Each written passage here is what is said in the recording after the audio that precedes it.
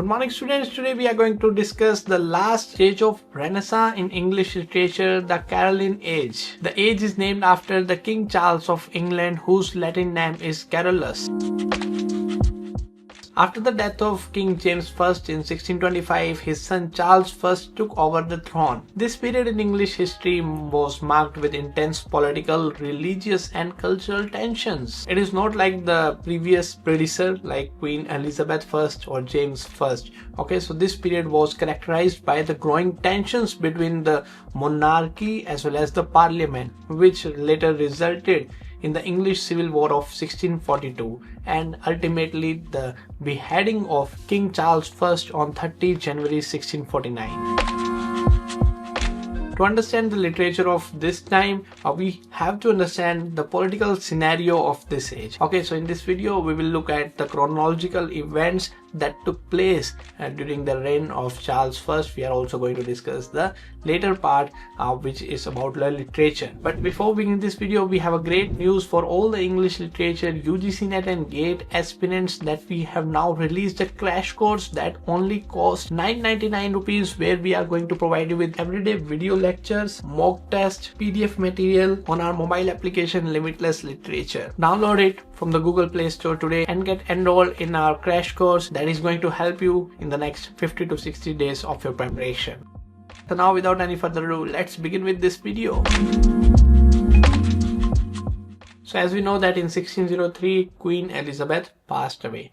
Okay, she left behind the great legacies of British cultural development and yes, tensions between the Catholics and Protestant that was then transferred from Elizabeth to James and from James to this King Charles I. So on March 27, 1625, King James I died after a period of declining health. So Charles I came onto the throne on 1626 at Westminster Abbey. He was coronated.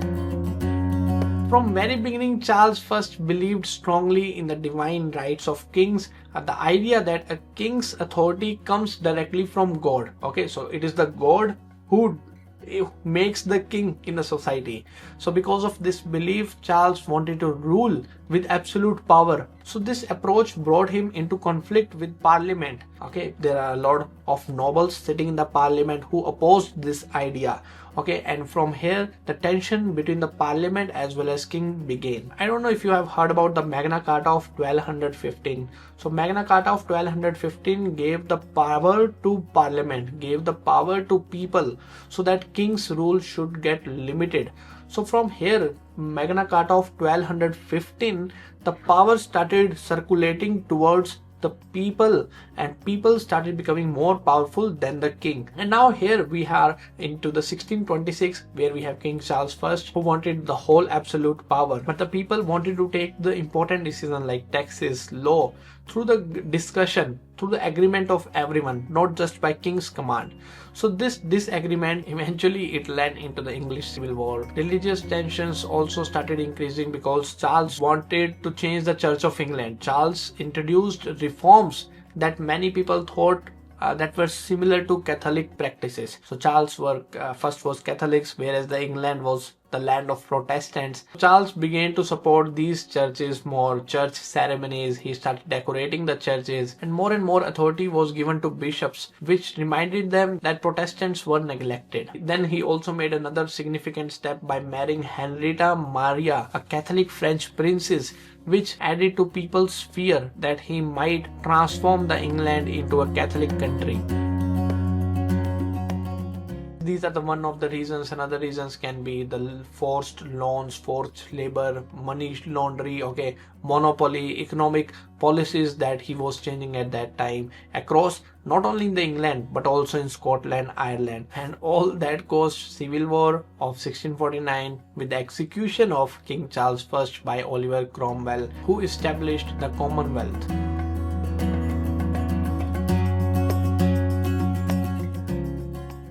The last video we have discussed about the colonial conquest also, that how people were started colonizing other countries during the Elizabethan period. It started, then it continued to James I. Okay, so from 1620 to 1643 approximately 80,000 emigrants left England, with around 20,000 settling in North America. So new colonies were started getting established one by one.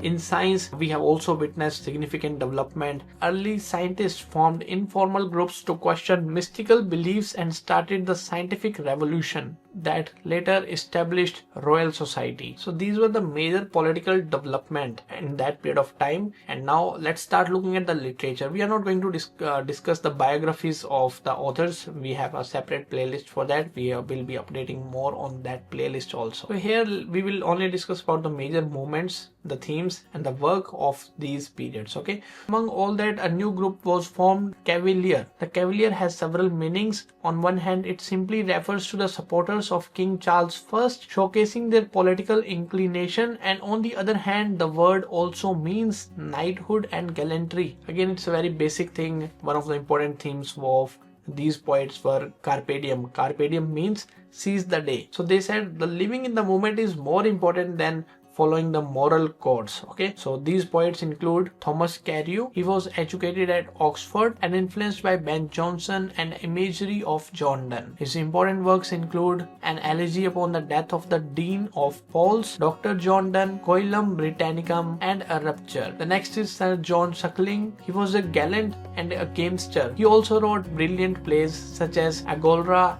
The Goblins, Brenno Roralt, or The Discontented Colonel. His poems include A Session of the Poets, A Ballad Upon a Wedding, and more. Next we have Richard Lovelace. He fought in the French army against Spain and imprisoned by Puritans.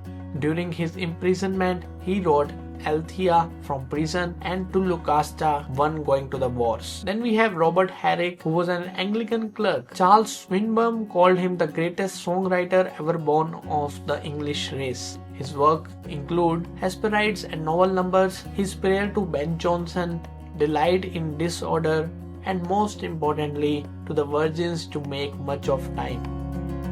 To know more about such poems and the theme of Carpe Diem, you can watch the 1989 Hollywood film Dead Poets Society. Next we have metaphysical poets. Yes, in the last video in the Jacobean age we have talked about the metaphysical poets like John Donne, but here we are going to talk about the second generation metaphysical poets. We have Andrew Marvell. He was the friend of John Milton and praised his Paradise Lost in his work Mr. Milton's Paradise Lost. His other famous work includes To His Coy Mistress, which deals with the themes of shortage of time and themes of love. Next, an Horatian ode upon Cromwell's return from Ireland, upon Appleton House, the Garden, and the Coronet. Then we have Abraham Cowley, who wrote On the Death of Mr. Crusher, a book of sacred epigrams, a hymn of Saint Teresa, and Steps to the Temple are his important works. Next, Henry Vaughan. He was also a practitioner of medicine, the first poet to use slant rhyme, or what we know as half rhyme. He took inspiration from Herbert and inspired William Wordsworth. His works, The World Selects Scantilians, poems with tense satire of juvenile and corruption. Well, this is also the period when the dynamic poet John Milton started writing, and he wrote a lot of works like El Allegro, Il Penseroso, Comus, and Lycidius. So the age saw the rise of some of the great prose writers of the time also. For example, we have Robert Burton, who wrote The Anatomy of Melancholy. It was the earliest work dealing with the subject of mental health, depression, symptoms, cure. Okay, so he wrote about the causes and treatments of the sadness, melancholy. Melancholy means the extreme form of sadness. Okay, so another important prose writer was Sir Thomas Browne, who was a doctor and wrote a work Religio Medici, Religion of the Doctor, how science and religion can coexist together. Next, in Vulgar Errors, he corrected prevalent superstitions of his time and earned burial. he described burial customs. In this period, we have not seen the dramas. In the Elizabethan period, we have seen a lot of dramas, but here the strict moral conducts were established by the Puritans, which resulted in the ban of theatre in 1642.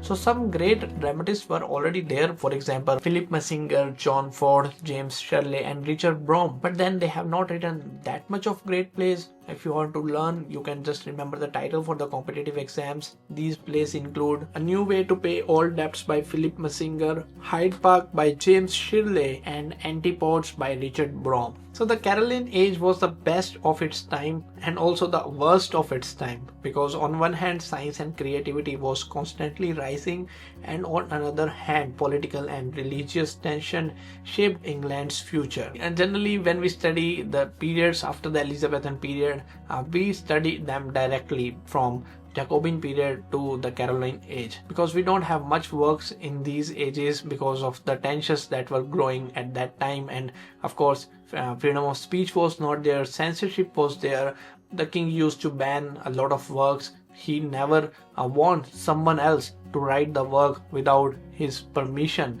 Okay, but yes, we have John Milton's Areopagitica at that moment of time, who talked about the freedom of speech for the very first time. Though Areopagitica was written by John Milton, but king did not listen anything what John Milton wrote. So John Milton's Areopagitica also influenced the later American Constitution. Okay, so when we discuss about the Puritan age or when we discuss American literature, we are going to discuss John Milton once again. Okay, so these are the important things that you have to remember for your upcoming examination. Make sure to join the crash course series to get these type of short videos in a chronological form so that you can crack the examination in as soon as possible. So I will see you soon in the next video. That's it for this. Thank you.